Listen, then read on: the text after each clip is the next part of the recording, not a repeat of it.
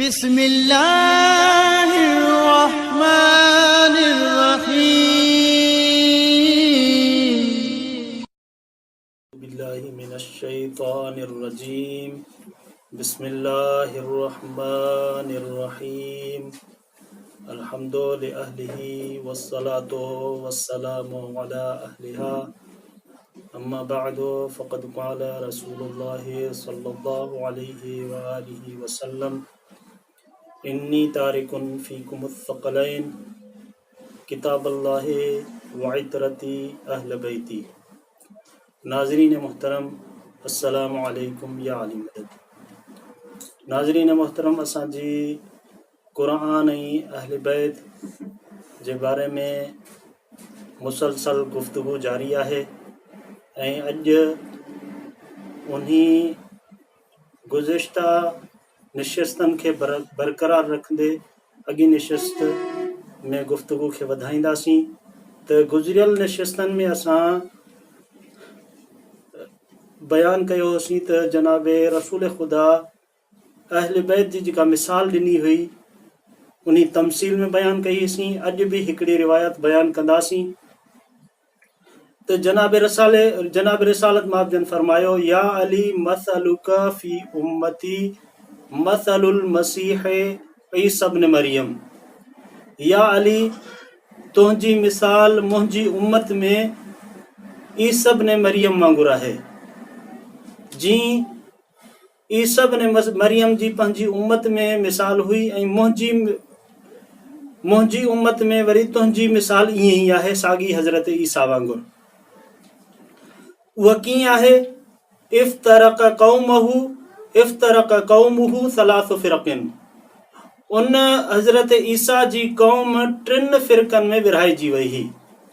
फ़िरक़तुन मुमिनून वहुमुल हवारियून। हिकिड़ो फ़िरक़ो उहो हो जेके मोमिन हुआ, उहे हवारी हुआ, जिन खे क़ुरान मजीद में बि हवारी चयो वियो आहे।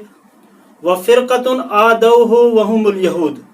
ऐं ॿियो फ़िरक़ो जिन जनाब ईसा सां दुश्मनी कई उहे यहूदी हुआ।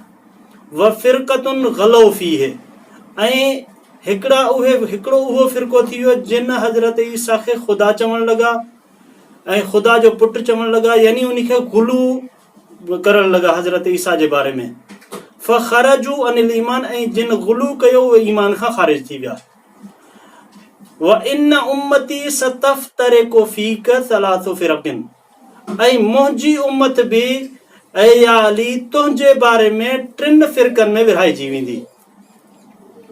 फ़फ़िरक़तु शियतिका वहुमुल मुमिनून। हिकिड़ो उहो गुरूह जेको शिया जे नाले सां हूंदो, इहे मोमिन हूंदा। व फ़िरक़तु अदुविका वहुमुश शाकून। ऐं हिकिड़ो टोलो जेको तुंहिंजा दुश्मन हूंदा ऐं इहे तुंहिंजे बारे में शक करण वारा हूंदा। व फ़िरक़तुन तग़लू फ़ीक।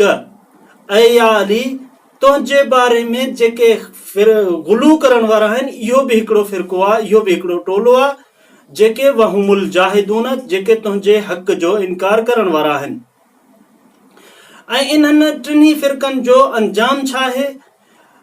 अंत फिल जन्नते या अली व शीअतुका व मुहिब्बु शीअतिक।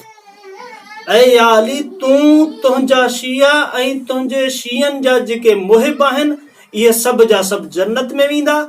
व अदुवुका वल गाली फिन्नार। ऐं जेके तुंहिंजा दुश्मन आहिनि ऐं जेके तुंहिंजे बारे में गुलू करण वारा आहिनि, हद खां वधाइण वारा आहिनि, इहे सभु जा सभु जहन्नम में हलिया वेंदा। ऐं अॼु बि असांजे मुआशिरे में जनाबे अली अलैहिस्सलाम खे जे बारे में, उन्हनि जे फ़ज़ाइल जे बारे में गुलू थो बयानु कयो वञे। जेके बि माण्हू अहल बैत जे बारे में गुलू कनि था ऐं पाण खे शिया सम्झी करे इहो अक़ीदो बयानु कनि था त मौलाए काइनात अली इब्न अबी तालिब ऐं बाक़ी 11 इमाम ख़ुदा, उन्हनि खे तसवुर कनि था त इहे ख़ुदा आहिनि, त उन्हनि जो शियत सां को बि तालुक़ कोन्हे।